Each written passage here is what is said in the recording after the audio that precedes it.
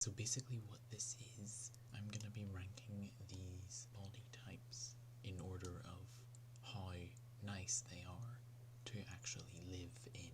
Like, if you are shredded, is that a better experience than being muscular? Is that better than being skinny? You know? Okay, see what I'm doing here? And also the pink. Pink means female, blue means male. Obviously, the universal coding, everybody knows that. Everything is stereotypes. Because I have been through all of the ones here, and as someone who is incredibly self-reflexive with like horrific body dysphoria and dysmorphia, I've been able to like analyze, just get a feel for how nice these things are to experience, and the differences between them are horrific. They're not horrific, but they are very, very drastic. Let's just start with average to give like a point of comparison on how this whole thing's gonna work. So average meal. Whenever I say average meal, everything here is in quotation marks because it's all subjective. You imagine an average meal, someone else is going to imagine a very different thing from you.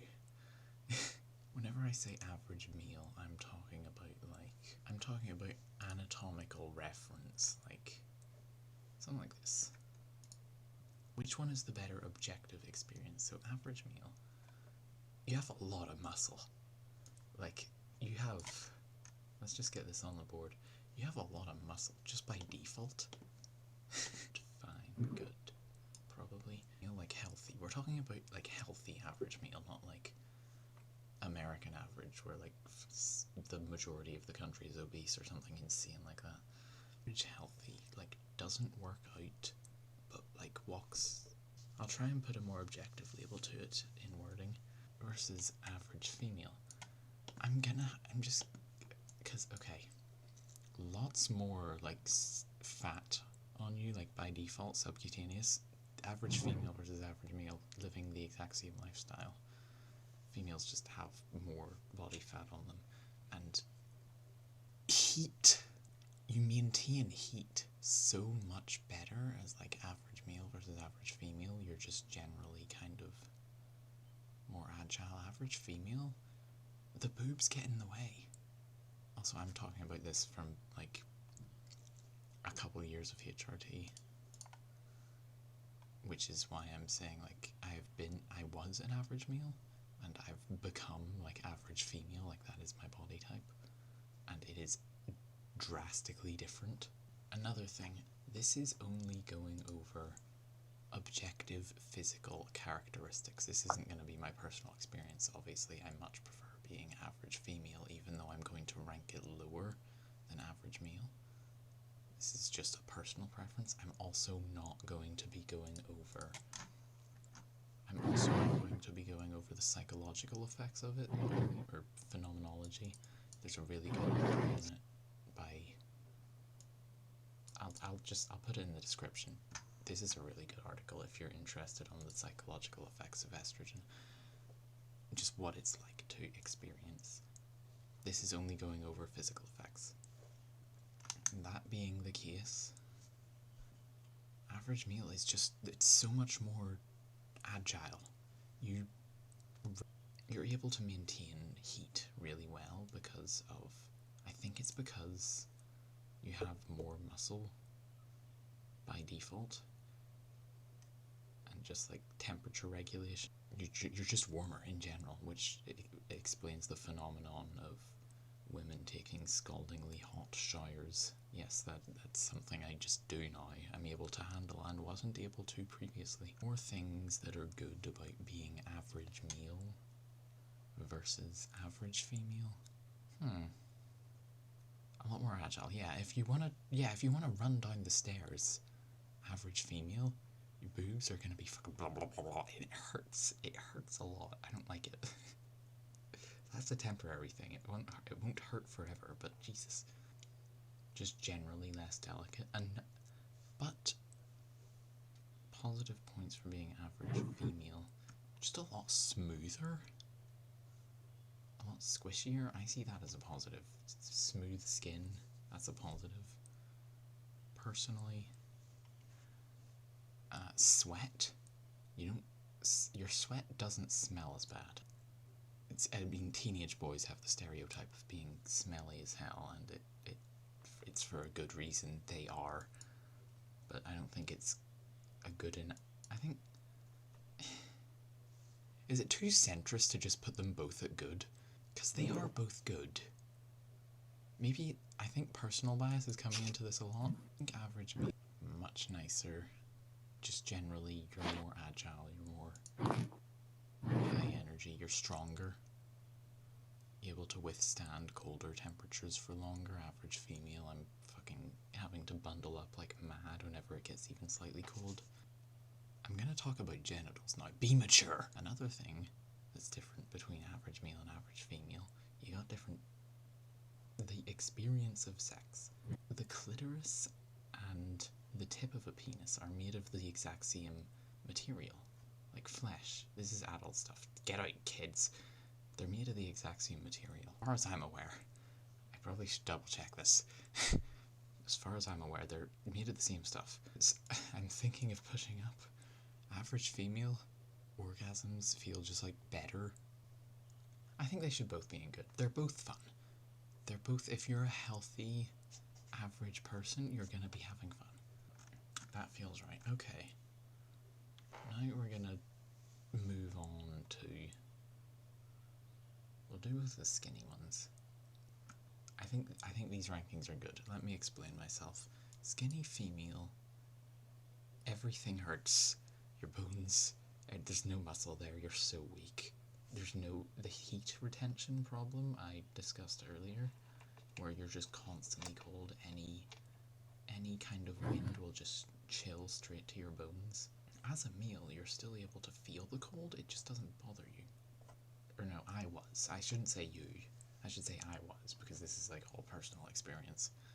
It's both going off of personal experience, but also meant to be only objective things I'm ranking here. But this tier list is fucked up and scuffed, whatever. It's still fascinating. I still find it fascinating, but it is still sore. You're very bony. You're very bony as a skinny female. Very bony. Don't have much energy.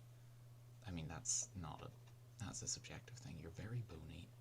It's very discomforting to just lie in bed because you've got everything's rubbing against each other. The bones are all hard and they're sticking out. Skinny male is more muscular. There's like a default layer of muscle there that kind of prevents this. But everything is still slightly sore, and all of the benefits of being an average male are slightly decreased, I think. Another thing I'm considering for putting average female above average male, body hair. This isn't a thing, this is a thing I'm going off by personal experience. Average male, your body hair is like fucking Velcro. Most people don't mind it. A lot of people don't mind it. I don't know if most people don't mind it. A lot of people don't mind it because they're not dysphoric as hell like me, but average female softened the body hair a lot. It's a lot easier to shave as well. But most people don't mind body hair, even though the sensory experience is very overwhelming. But yeah, being skinny, yeah. It's discomforting, just generally weaker, fine. Yeah, I think. This one's probably going to be giving some confusion. Do it in chronological order of when I got to them, I guess. We're gonna go to muscular male. This is really fun. Shredded, fucking awesome. I have not been a muscular female yet. Waiting on it. Maybe I'll make an updated tier list whenever I'm like 60 and be like, here's the best ages to be. That'd be fun. Let me explain what's going on here. Before I transitioned, I did the stereotypical thing of getting really ripped to try and like fix the dysphoria. Not for any like, it's literally just because I watched Attack on Titan and I saw Eren's Titan. Literally just because I watched Attack on Titan, saw this, and I was like, oh, I would love to fucking be that. Get the fucking 1, 2, is that an 8-pack? Jesus, man. I spent like like 2 years ish, getting really ripped. So I put them both up here. Shredded below. I like muscular. The difference between shredded and muscular is body fat percentage. Okay, it's pretty much this. Probably should have used bulky there. Being muscular is fucking awesome. I probably didn't need to use the blue background there because it's kind of gender neutral. All the benefits still transfer. It's like it feels like a superpower. It's really good. You could just walk around in the Arctic with your shirt off. Okay, downside of being muscular is that you're slightly less flexible. I don't know why.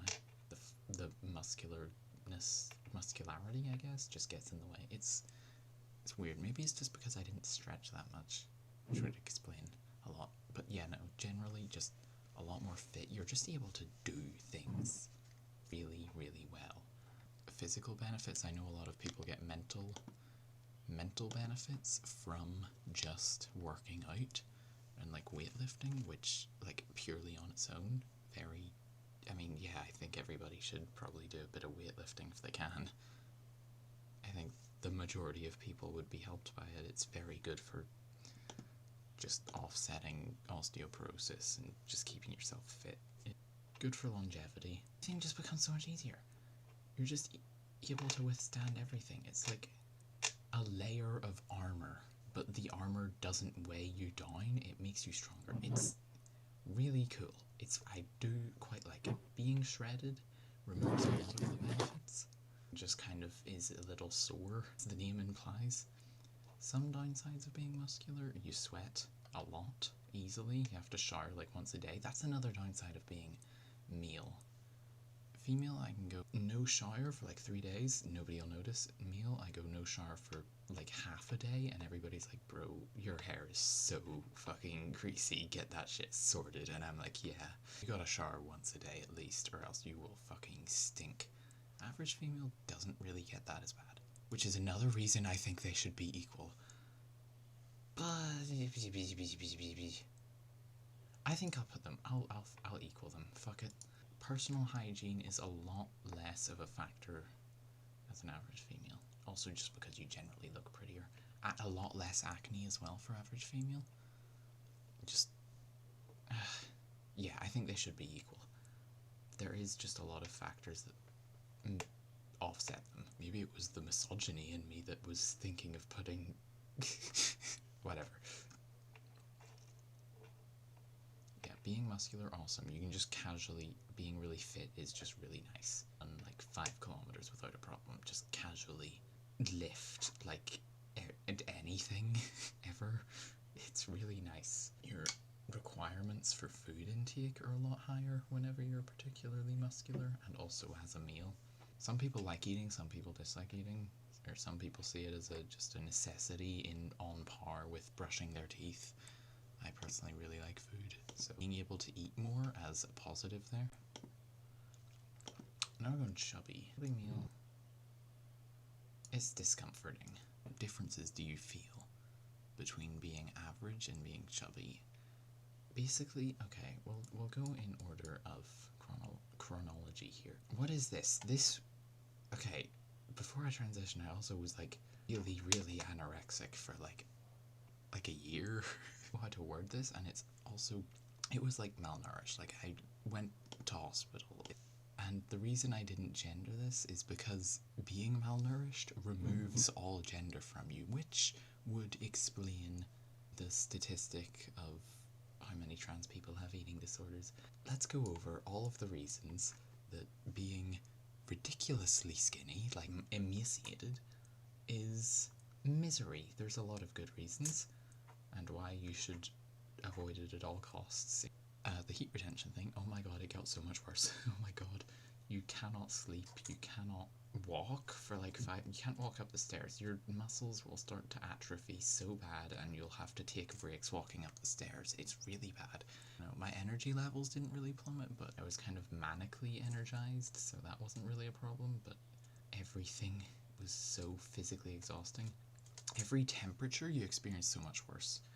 Whenever the shower couldn't go up to scalding because it was the winter, I was like crying because it was so cold, and everybody else was like, the shower is at its normal temperature, and our shower goes really warm.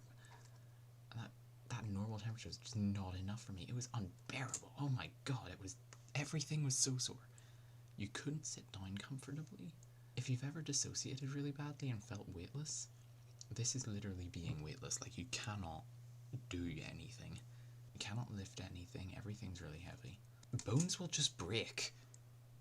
I got a minor knee fracture from just walking down a hill that I can like still kind of feel like years later. It's so bad. I'm trying to avoid saying the medical side effects of starvation because I know some people do have like the super skinny body type just by default, and it's not like a medical emergency for them. Say the things that come with the body type. Also, what I mean by it being genderless is like, first of all, you're gonna lose all of your fat, so you will literally have no shape. You will be a skeleton, and skeletons don't really have gender. It's really hard to tell. Your hormone levels will plummet. Your libido non-existent. With being like super duper ultra skinny, you're so flexible. Like, I could bend my knees to the most hideously fucked up, like, contortionist angles for just no reason. It was really funny. It was really funny. The most comfortable sitting position for me was like folded up like a lawn chair. It was weird. Yeah, no, you can't sit down. You can't get comfortable on anything because your bones are just clanking into everything. It's like, ugh. Whenever you're recovering from anorexia, a thing that's commonly known is that you will have to regain weight. A thing that's commonly advised is that you will have an overshoot weight. You will starving, it's really bad, and then, okay, you're starting to recover now. This is good, you gotta regain weight really fast, and then you'll have like an overshoot before it kind of like falls down, mellows out. And this little period of overshoot, I was chubby for like a good 6 months, maybe. But I did start to feel a lot of the physical effects of that, and it was discomforting. Which is the constant sweating, really bad smell, are elevated, which is why I'm putting it at discomforting, and this at sufferable, because whenever I was chubby, it was a sensory nightmare. It was a lot of a sensory nightmare. I sweated a lot more, everything was a lot more of a physical exertion. It put a lot of extra weight on my joints. Everything just kind of hurt to do. It hurt to physically exert myself. Everything was a large weight on my joints, both literally and also because it hurt. Vague, non-specific way, or that I was inflamed was probably the effect I was experiencing. It was quite inflamed. Just get greasier a lot easier. Everything's a lot more inconvenient. I wouldn't recommend it. It's definitely sufferable. A lot of these are very not fun experiences. I don't want to say don't do what I did, because the experimentation with my own physical form was the only way I found the physical form that I would actually be happy with, and also found out that my physical form was the source of a lot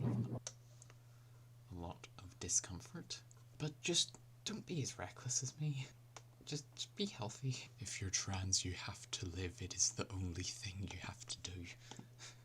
Yeah, I think this tier list, if there was like muscular female, it would probably be up here in fucking awesome. Being muscular was very fun. I did really like that. But it's just so much effort to maintain, and I don't think I could. Bye.